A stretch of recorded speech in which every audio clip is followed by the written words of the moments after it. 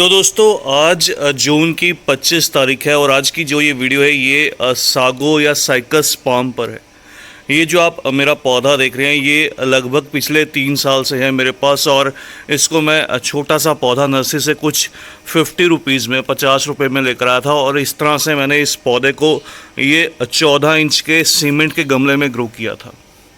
तो आज की इस वीडियो का शेयर करने का जो मेन पर्पज़ है, एक तो इस पौधे पर जो डिसीज़ या कह सकता हूँ एक इंसेक्ट अटैक करता है उसको शेयर करना। इसकी देखिए इस तरह से जो लीव्स रहती हैं, ये देखिए इधर भी आपको दिखाता हूँ, इसकी जो लीव्स रहती हैं कुछ जो नई लीव्स है इन लीव्स को ख़त्म कर देता है। तो किस तरह से इस चीज़ को कंट्रोल किया जा सकता है, दूसरा इसके लिए कौन सा ऐसा फर्टिलाइज़र है जो सही रहता है इसको फीड करना जिससे इसकी जो नई ग्रोथ है वो निकल कर आए। मेरे इस पौधे की जितनी भी पुरानी ग्रोथ थी, ये देखिए इस तरह से मैंने सभी की सभी जो ग्रोथ है वो कट कर दी, क्योंकि ये बहुत एक बड़े पौधे की तरह या फैलाव की तरह चला जाता है। इधर इसकी जो साइड जो लीव्स रहती हैं वो बहुत बड़ी बड़ी निकल कर आ जाती हैं, तो बहुत एक्स्ट्रा स्पेस जो है इस पौधे को चाहिए होता है। इसलिए इसकी जो साइड से जो टाइम टू टाइम कह सकता हूँ ट्रिमिंग करना या इसकी लीव्स को कट करना ये बहुत ज़्यादा ज़रूरी रहता है। अच्छी ग्रोथ के लिए इन पौधों को ऐसी जगह पर प्लेस करना जहां पर आधे दिन की धूप मिले, वहां पर ये अच्छे से ग्रोथ करते हैं। बहुत तेज़ जब गर्मी का मौसम रहता है तो आप इनको सेमी शेड दीजिए, वरना सर्दी के मौसम में आप इनको पूरे दिन की धूप में भी प्लेस कर सकते हैं। मिट्टी की अगर बात करूं, इन पौधों को सैंडी सॉइल, ऐसी मिट्टी जिसके अंदर पानी रुके ना, बस देने कुछ समय के बाद ही जो पानी है वो ड्रेन आउट हो जाए, ऐसी मिट्टी के अंदर ये पौधे बहुत अच्छे से ग्रोथ करते हैं। और अक्सर आप नोटिस करेंगे इनकी नई ग्रोथ का जो सीज़न रहता है वो इस समय पर बरसात से कुछ पहले या फिर आपको मार्च अप्रैल का जो सीज़न रहता है, इन पौधों की इस तरह से नई लीव्स या नई ग्रोथ उस समय पर निकल कर आती है। प्रोपगेशन इन पौधों की 2 तरह से की जाती है। एक तो देखिए इन पौधों के सीड्स डेवलप होते हैं, सीड्स इनके फ्लावर्स में डेवलप होते हैं। फ्लावर्स इनके छोटी एज में तो मैं नहीं कह सकता कि इन पौधों के फ्लावर्स डेवलप होते हैं। इनके फ्लावर्स कुछ मैच्योरिटी में आने पर, जब पौधा मैच्योर होने लगता है, थोड़ी बड़ी एज का रहता है, तब हर 3 से 4 साल में ये जो पौधे रहते हैं ये अपने फ्लावर्स प्रोड्यूस करते हैं। तो उन फ्लावर्स के अंदर जो सीड्स हैं वो मेल फीमेल इस तरह से जो सीड्स हैं वो जर्मिनेट होते हैं, उन सीड्स से इनकी प्रोपगेशन की जाती है। दूसरा, इन पौधों की प्रोपगेशन ये देखिए आप नोटिस करेंगे इस तरह से इनके जो बेबी प्लांट्स रहते हैं, देखिए दिखाता हूँ आपको, इस तरह से इसके जो बेबी प्लांट्स रहते हैं ये जब आपका पौधा मैच्योर हो जाता है तो उसकी साइड से इसके छोटे प्लांट्स ग्रो करने लगते हैं और उन प्लांट्स को सेपरेट किया जाता है। तो इन दोनों तरीक़ों से इन पौधों की जो है वो प्रोपगेशन की जाती है, एक पुराने पौधे से नए पौधे तैयार किए जाते हैं।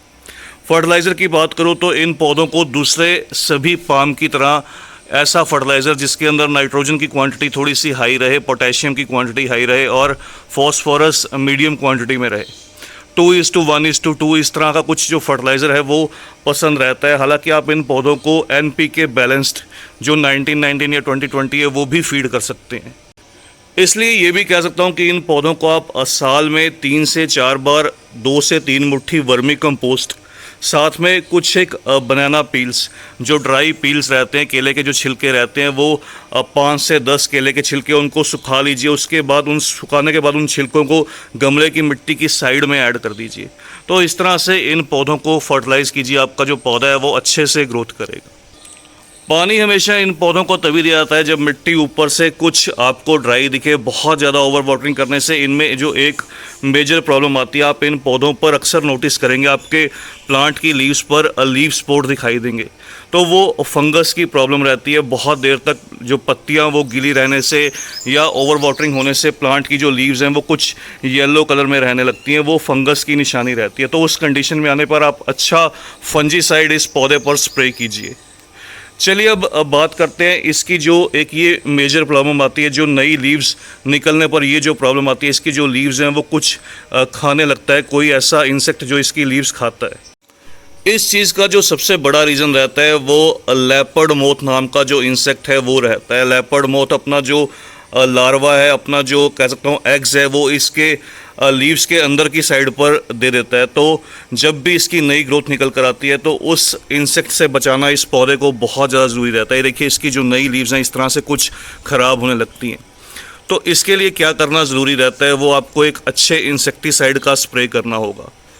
इंसेक्टिसाइड के तौर पर आप कोई भी अच्छा इंसेक्टिसाइड जिसके अंदर कॉन्फिडर, मेलाथियोन, इमीडाक्लोप्रिड या फिर इस तरह से जैसे मैं आज करने वाला हूँ वो साइपरमेथ्रिन, तो आप किसी भी अच्छे इंसेक्टिसाइड का 1 से 2 ml 1 लीटर पानी में डिज़ोल्व करके स्प्रे कीजिए। ये देखिए इस तरह से साइपरमेथ्रिन का मैं स्प्रे करने वाला हूँ, केवल 1 से 2 ml या 7 से 8 बूंद। बस इसको 1 लीटर पानी में डिज़ोल्व कर लीजिए और अच्छे तरह से आप पौधे पर वीकली स्प्रे कीजिए और धीरे धीरे आप नोटिस करेंगे आपके पौधे पर इस तरह से किसी भी इंसेक्ट का जो अटैक है वो होना बिल्कुल बंद हो जाएगा। तो बस दोस्तों ये थी इस प्लांट की कंप्लीट इन्फॉर्मेशन जो आपके साथ शेयर की।